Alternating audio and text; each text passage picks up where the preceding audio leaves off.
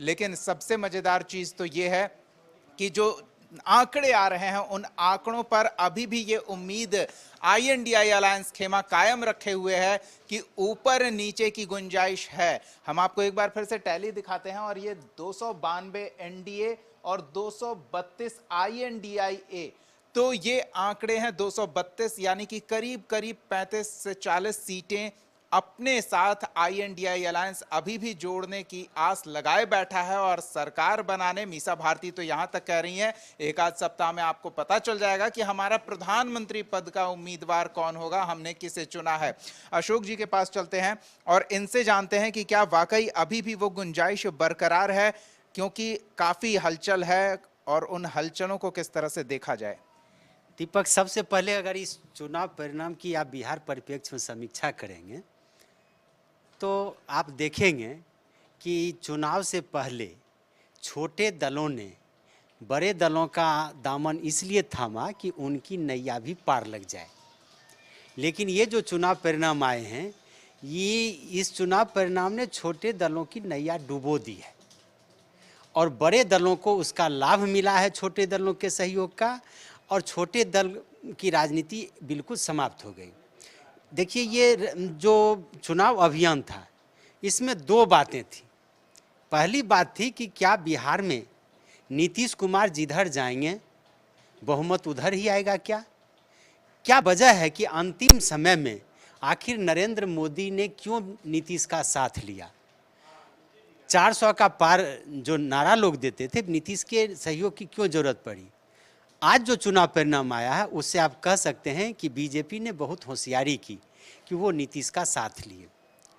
आप इंडिया गठबंधन की बात अगर कीजिए, इंडिया गठबंधन के नेता अगर नीतीश की बात को मान लेते तो आज देश की तस्वीर दूसरी होती और बिहार की तस्वीर दूसरी होती। लेकिन उन लोगों की गलती का परिणाम है कि आप देख रहे हैं जो ये टक्कर कांटे का है वो दिख रहा है। दूसरी बात आप देखिए कि छोटे दल, बीजेपी और जदयू के साथ छोटे दल जुड़े, काराकाट से उपेंद्र कुशवाहा चुनाव हार जाते हैं, यानी कि उनको कोई लाभ नहीं मिल पाया।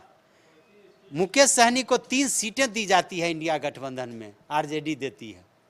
परिणाम क्या होता है, एक भी सीट वीआईपी की नहीं जीत पाते हैं। सीपीआई सीपीएम दोनों इंडिया गठबंधन में आरजेडी कांग्रेस के साथ है, लेकिन वहाँ क्या है, उन लोगों का भी खाता नहीं खुला। कांग्रेस को हाशिए पर लाने के लिए आरजेडी और इंडिया गठबंधन के सभी दलों ने क्या कोशिश नहीं की। कांग्रेस फिर बड़ी पार्टी बन के उभरी है। अगर कांग्रेस 39 में से एक सीट पिछले 2019 में जीती थी तो उस समय भी कांग्रेस ने अपनी हैसियत दिखाई, और इस बार जो 9 सीटें कांग्रेस को दी गई थी उन 9 सीटें हारी हुई सीट थी, उस पर भी कांग्रेस ने 3 पर फतह हासिल करके अपनी हैसियत दिखा दी है। आरजेडी ड्राइविंग सीट पर थी, आरजेडी ने 26 उम्मीदवार खड़े किए, लेकिन उसके भी 4 ही उम्मीदवार जीते हैं। तेजस्वी की मान्यता बढ़ गई है, तेजस्वी स्थापित नेता बन गए हैं। लालू प्रसाद ने विरासत तेजस्वी को दे दिया है, जनता ने उसे स्वीकार भी कर लिया है। लेकिन तेजस्वी के अश्वमेध घोड़े को भी जनता ने इस तरह से लगाम दिया है कि आपको अभी सचेत रहने की जरूरत है।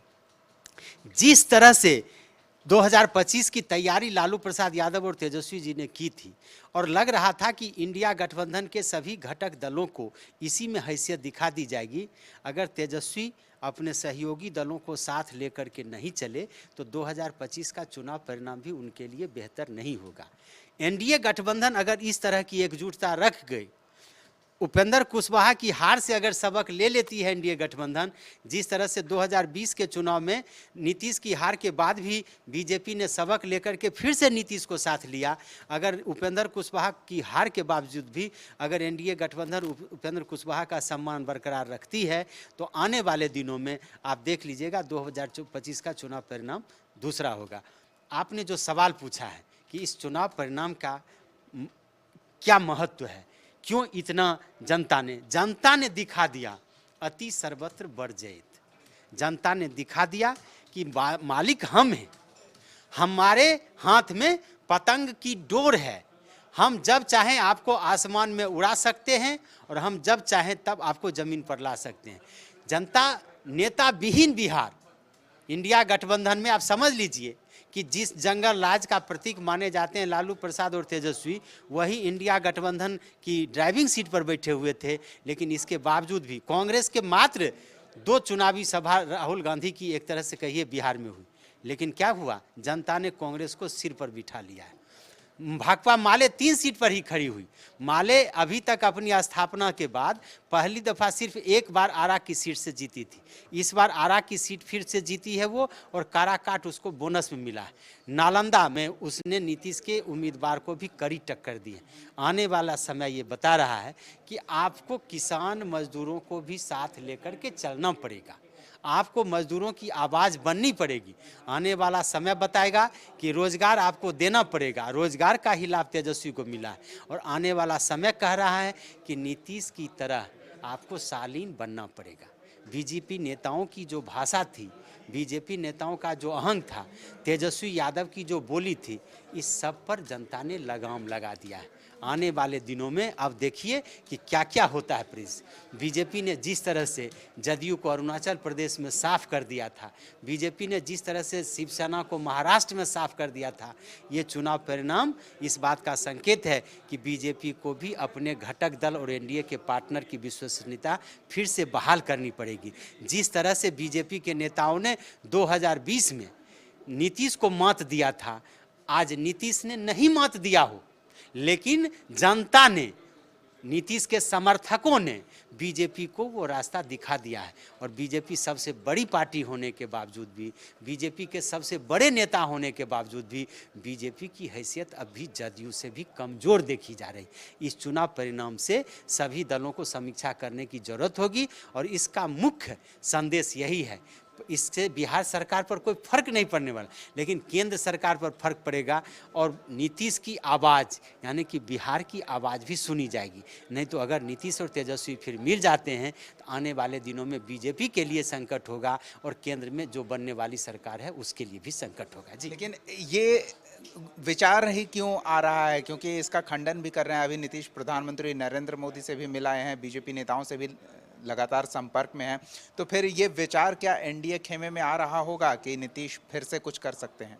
बिल्कुल, एक पत्रकार के नाते हमें ये बात नहीं बोलनी चाहिए, लेकिन नीतीश को प्रधानमंत्री की सभा में जिस तरह से बीजेपी के समर्थकों द्वारा हुट आउट किया गया, जिस तरह से मजबूर किया गया कि नीतीश सभा में शामिल न हो, आप क्या समझते हैं? जदयू ने और नीतीश ने गठबंधन धर्म का पालन किया। जहां प्रधानमंत्री की सभा होती थी वहां आरजेडी के तो कार्यकर्ता नहीं थे, आरजेडी के तो नेता नहीं थे, घटक दल के ही नेता थे। लेकिन बिहार के मुख्यमंत्री को जिस तरह से वहां भी अपमानित किया गया, और इंडिया गठबंधन के नेता जिस तरह से अपमानित किए नीतीश को, कि कहा गया कि ये मानसिक संतुलन खो दिए, बीमार हो गए हैं, जदयू साफ हो जाएगी, जदयू का बीजेपी में विलय हो जाएगा, जदयू का आरजेडी में विलय हो जाएगा। मतगणना से पहले ये खबरें आने लगी कि जदयू की विधायकों में टूट होगी, तेजस्वी सरकार बनाएंगे। बहुत सारी बातें हैं, इन सारी बातों पर दोनों गठबंधन के नेताओं को चिंतन करने की ज़रूरत है। इतनी अपमान के बावजूद आप ये समझ लीजिए, नीतीश कभी अपने विरोधी दलों पर भी उनका वो भाषण नहीं हुआ, वो उग्र तेवर नहीं हुआ जो उनके घटक दलों ने अपने राजनीतिक विरोधियों के लिए किया, या उनके विरोधियों ने उनके समर्थकों के लिए किया। आप देख लीजिए, कहा जा रहा था नीतीश के 2 मंत्री भिड़ गए चुनाव में। आप समस्तीपुर की सीट को आप ले लीजिए, किस तरह से हुआ। कहा कि नीतीश का नेतृत्व कमज़ोर हो गया। नीतीश ने कहा था कि चुनाव के बाद हम फैसला करेंगे और उन लोगों को सज़ा देंगे। नीतीश आज जीत गए हैं। नीतीश अगर उनको सज़ा देते हैं तो आने वाले दिनों में बिहार की राजनीति का परिदृश्य दूसरा होगा। केवल जातीय समीकरण से चुनाव नहीं जीते जाते। अगर ये जीते जाते तो 7 कुशवाहा को दिया था लालू प्रसाद यादव ने, यादव और मुस्लिम समीकरण के साथ कुशवाहा को भी, कुशवाहा की 7 की 7 सीटें उनको जीत जानी चाहिए था। ये क्या हुआ? कितने कुशवाहा को जिता के ले आए नीतीश लालू प्रसाद यादव। इसका मतलब है कि अभी भी कहीं न कहीं नीतीश के साथ लवकुश समीकरण है। बहुत सारी बातें हैं, इस पर हम लोग फिर बाद में चर्चा करेंगे, लेकिन इस चुनाव परिणाम का विश्लेषण यही कहता है कि सभी राजनीतिक दलों को गंभीर चिंतन करने की ज़रूरत है। और चिंतन इस मायने में कि राजनीति में जो गिरावट आई है उस गिरावट को दूर करना है और आगे बिहार की राजनीति फिर देश के लिए एक नज़ीर बने, उसको देखना है। आप समूचे देश में देख लीजिए, बिहार में जो गठबंधन का लाभ मिला है दोनों घटक दलों को, कहीं नहीं मिला है। यूपी में आप देख लीजिए, यूपी में कांग्रेस और अखिलेश था, वहाँ का नज़ारा आप देख लीजिए क्या होगा, वहाँ देख लीजिए। लेकिन वहाँ बीजेपी का जो गठबंधन था वो बीजेपी का गठबंधन बिहार की तरह टूट नहीं था। अगर बीजेपी के को नीतीश की तरह एक पार्टनर अगर यूपी में मिला होता तो आज वहाँ की सूरत बदली होती। तो आप ये समझ लीजिए कि राजनीति अगर दूर तलक आपको करनी है तो आपको यह ध्यान रखना पड़ेगा कि आपने को अपने घटक दलों को साथ लेकर के चलना होगा। आपको ये देखना होगा कि दूर की राजनीति करी हुई अपने राजनीतिक दुश्मनों को व्यक्तिगत दुश्मनी में नहीं आपको शामिल करना पड़ेगा। और यह राजनीतिक परिदृश्य बिहार ने ये दिखाया है। कल तक जो कहा जा रहा था कि बिहार से कई दलों का समापन हो जाएगा, कल तक ये कहा जा रहा था कि बिहार में नंबर 1 हम होंगे, सारे राजनीतिक दलों को हैसियत दिखा दी गई है। कहा जा रहा था कि नेतृत्व विहीन हो गया जदयू। आज जो परिस्थिति बनी है उस परिस्थिति में फिर नीतीश मौन रह कर के भी सबसे बड़ी विजय पाए हैं। जो लोग चिल्ला रहे थे उनको जनता ने नकार दिया।